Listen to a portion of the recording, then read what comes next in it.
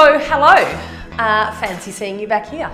I just was hanging out and thought, so many people hate systems in their business, and it's a big part of what we teach. Well, it's not a huge part, but it's certainly a part of what we teach in the Feast course that we have so many beautiful women joining us on. And so I thought there must be a better way of framing up systems, because they are so important in any business. If you want to scale, leverage yourself out of your business, or you want to scale your business, you want to franchise it, wherever you want to go with it, systems are unavoidable. So how about we think of them as ritual recipes? So as you can probably tell by now, there is a bit of a theme in what I do. I used to own a food business called Frank Food and Me. It was a lovely little cake business that I started in the middle of the GFC, ended up supplying a bunch of different businesses, cafes around Melbourne with my delicious cakes. I was in Epicure all the time, which is the foodie magazine as part of the Age newspaper. And I didn't really kind of define what type of success I wanted. I just wanted success. And there I was in the paper all the time. I was making not very much money. But anyway, the point was, in that business, the only time I ever kind of got to the point of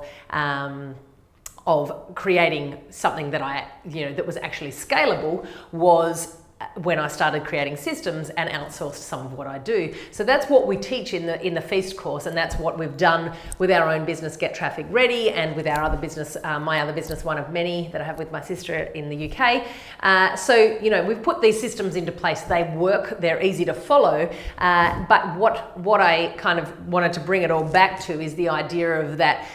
One of my very strong pillars is around creating rituals. I love thumbing through old vintage recipe books. I love that ritual of going to the farmer's market on a Saturday morning. And I thought, why can't we bring that, even though I've now sold that business, why can't that creativity and those rituals come across and be in the marketing and in the business systems of my current business? I've definitely found my thing now in what I teach and what I do here, but I didn't want to lose that aesthetic, So I thought, let's start thinking about it as ritual recipes rather than systems. So a ritual recipe is really kind of bringing in all the ingredients that it takes of something that is repeatable over and over again. So bringing in, and you want to create, you want to identify the parts of what you do, if it's a task or if it's, a certain part of your marketing, or it's something, even if it's something you're kind of getting ready to outsource to a VA, there's going to be components of that little workflow that you do over and over again. As much as you can, you want to systematize, you want to kind of identify those parts that you do all the time. You then want to turn those into an individual kind of decision-making workflow. So it's a process where someone starts at point A, goes along to point B. Did it hit the benchmark? Didn't it? Yes, no. What to do if it's yes? What to do if it's no? And take the person who's following the system on a journey so that they can use their own brain to work out whether this is the right or wrong thing to do, or whether we're winning or losing, or whether this, or how to serve the customer, how to put a Facebook ad up, whatever it is. There's going to be little recipes in your business that you do over and over again that you can actually systematize. Once you've got that workflow mapped out for somebody, then you want to create video trainings and PDFs, whatever you can, write it down, however it is. It could just be a Google Drive Word document, and map out those decision-making points. And when you think about it, really think about creating the ritual from the rule rather than the exception.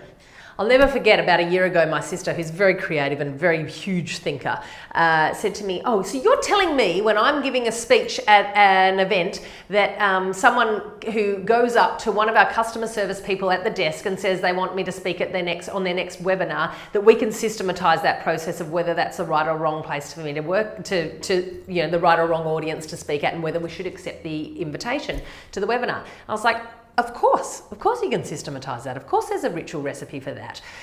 It's literally most of the time, all it takes is your critical thinking to get what your decision-making process is out of your head, the visionary, and into a logical, repeatable process that somebody who's the next step down from you can take on. And then, of course, there's going to be exceptions to that. But then all that person's bringing back to you are the exceptions for your decision-making process as the leader, rather than the 80% of times it's the same thing over and over again.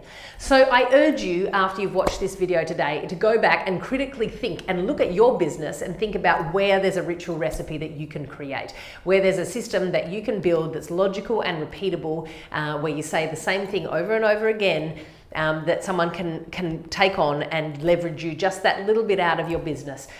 It might be in your housekeeping at home. It might be in some special particular part of your business. But one way or the other, the point is we want to leverage you out of your business as quickly as possible so that you can get in and do the good juicy stuff in the sales and marketing, which is going to bring those big chunks of cash to your top line as quickly as possible. If you want to hear more about what we do here at Get Traffic Ready, hit me up on the Facebook page, facebook.com/digital traffic chick. If not, just enjoy this video. Here to give, no worries at all. And I'm just going to get back to doing a bit of work. Thank you so much for your time.